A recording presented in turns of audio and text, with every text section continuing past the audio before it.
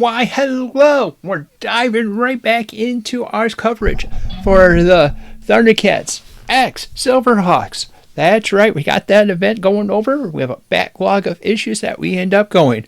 We already covered Silverhawks, so let's dive in and go through Thundercats Lost. This is going to be 10 issues.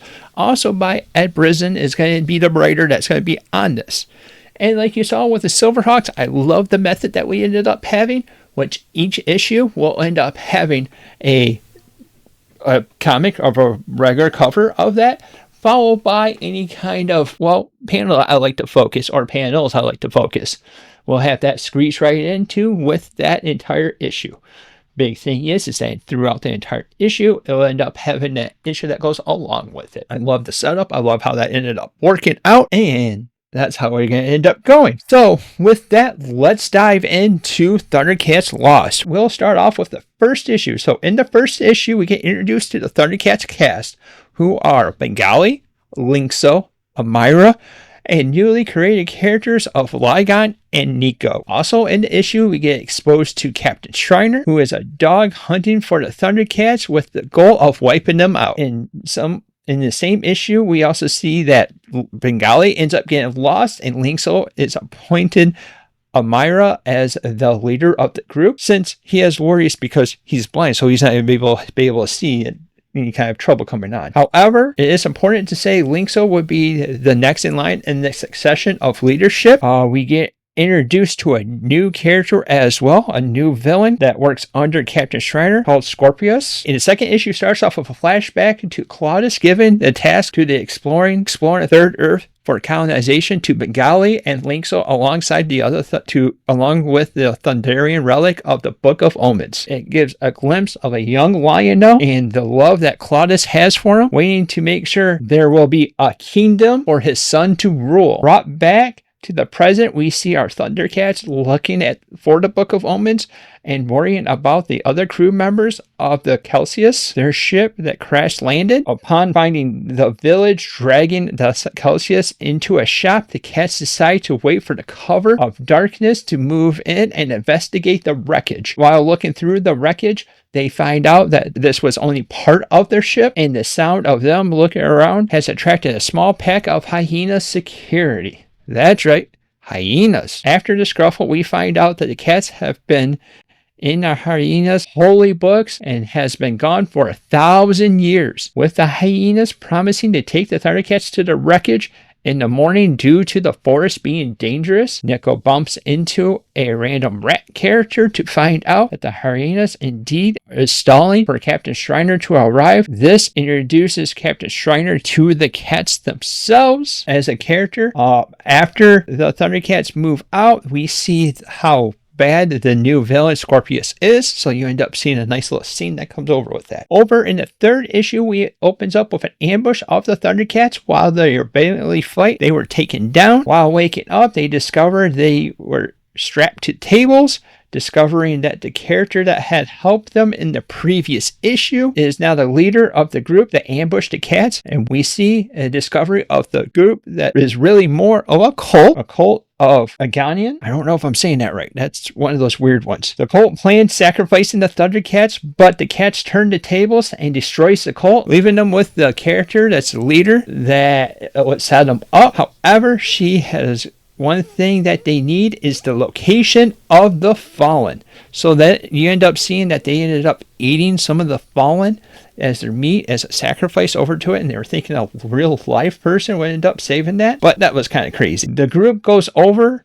the fallen and gives them a Viking fire style burial. This does one thing that they weren't expecting.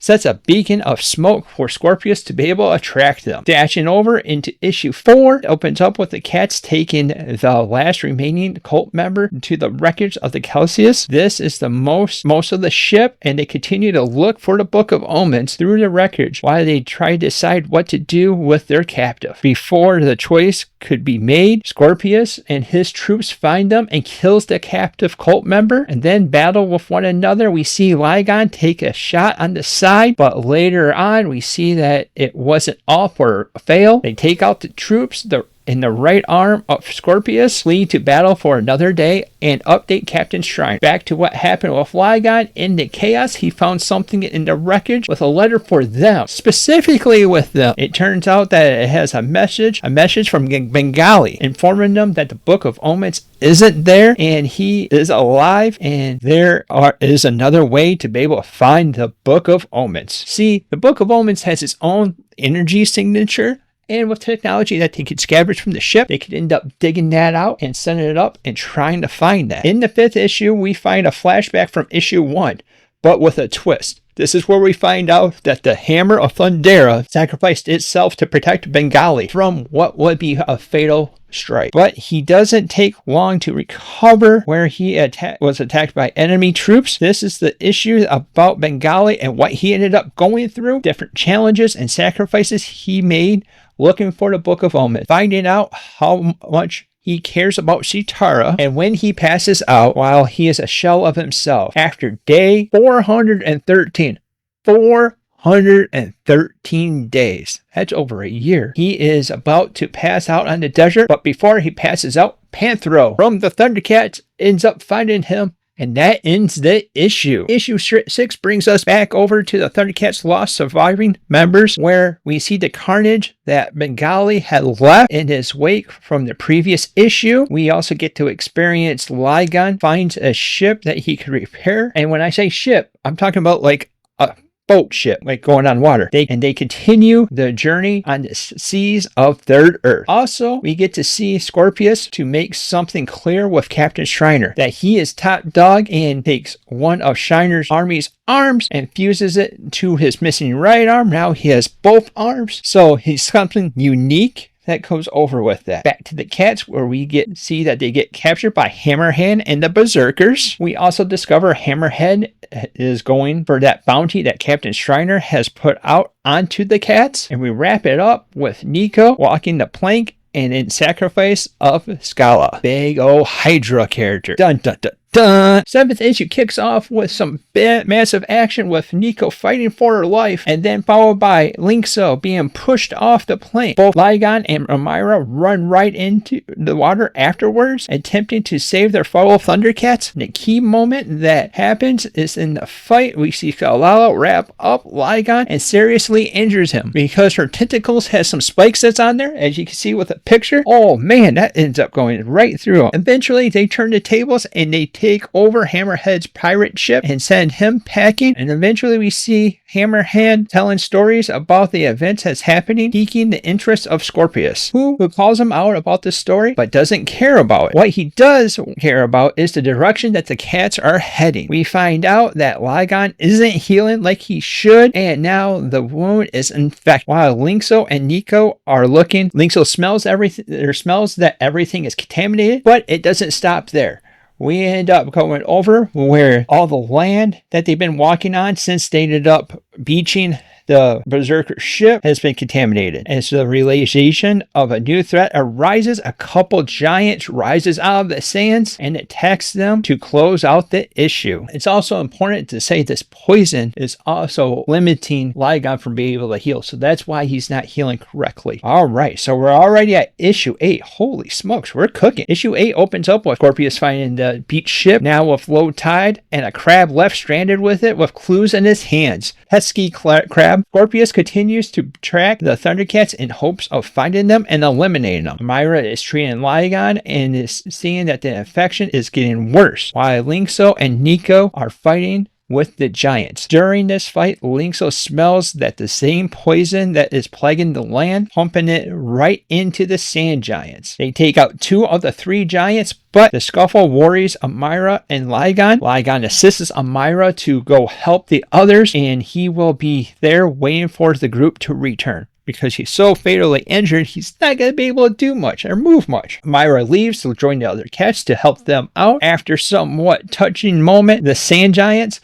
we find Scorpius finding Lygon Assuming the Sand Giants would have taken out the other cats, he takes Ligon to his base where he treats Ligon's infection to protect the last remaining Thundercat that could give him answers that he and Captain Shriner are looking for. Alright, the 9th issue ends up bringing us with Linkso trying to track Ligon and Scorpius, having both Amira and Nico in tow. They decide that they need to move faster and gain on Scorpius, and that's where they end up finding some kind of mounts, a local animal to be able to use for the movement advantage. Next thing we see is that Scorpius is sending up a signal up in the air for there to be seen. However, he returns and starts to torture Ligon and drops the knowledge that the cats are missing some of their major part of their history. Eventually, the tables get turned where Ligon gets the upper hand and fights back. Eventually, the Thundercats show up in time to see Ligon get stabbed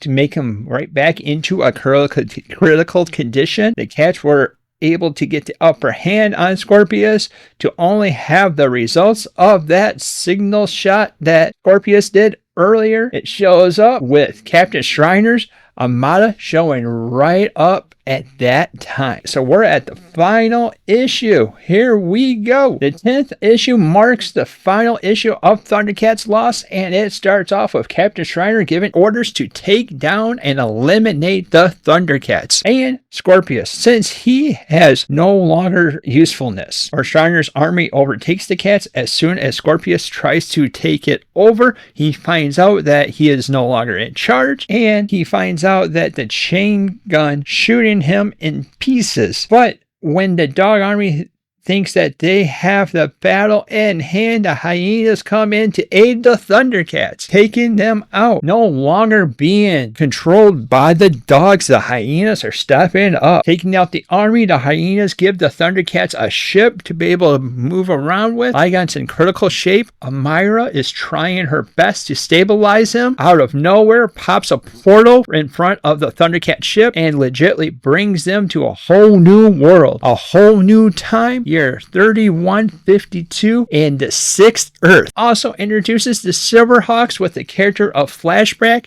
bringing these cats into his time, and where he shows the Book of Omens, the book that they've been looking for. But we don't wrap up there. He brings himself back together and drives back to somewhere. We have no clue where, because you've seen the battle was over at that base, so he's off to who knows where. Possibly going to be wrapped up into Thundercats X Silverhawks. This last issue of Thundercats Lost ends up actually bringing in the Silverhawks and setting it up for this event that we're going to end up having. That's why we ended up going with this second, because the first one we went with Silverhawks so we could end up getting an idea of who they are, what they are. Now we got Thundercats Lost going over, because you technically have two different groups. You have the main Thundercats that we end up knowing with Lion-O, Chitara, Tigra, Panther, Wily Kit, Wily Cat, and of course Snarf. But we also end up having this subfair. It's also important to say that this kind of takes the Thundercat history to a different turn, because with Thundercats Lost, you get Amira, Bengali, and Linkso that's in that, and that was in the second season of Thundercats, of the cartoon that they ended up having with Thundercats Ho, that little cartoon series movie that they ended up having that got changed when the G.I. Joe thing didn't go off too well. But that's another story for another day. Those three characters are getting introduced in a different way that we ended up having. And you also get the original thoughts of Ligon and Nico being added to the group. Losing Bengali, he ends up going somewhere else where we end up seeing. So with that said, we're going to end up having from this, we're going to jump over to pre-work. So we're going to end up having that into the next issue of this entire series that we end up diving. I love dropping these on Fridays because there's a whole lot of work that we're putting in editing wise, and also having the visuals aids that comes over with that. Let us know how you end up thinking about that. Eventually, this is going to come out of a trade. And when it does, you can go over to Panelbound Comics, use the discount code of FitFitJack to save $2 off. If you have 4 or more books, put the discount code of Jacket together to save 5% off your order instead. Orders of $30 or more ends up being free media mail shipping. And you end up experiencing how bomb-proof Panel Bound Comics, or PBC, shipping ends up being. We love any kind of feedback that you can end up giving us about this. And until next time, thank you for watching. And until next time, we'll see you later.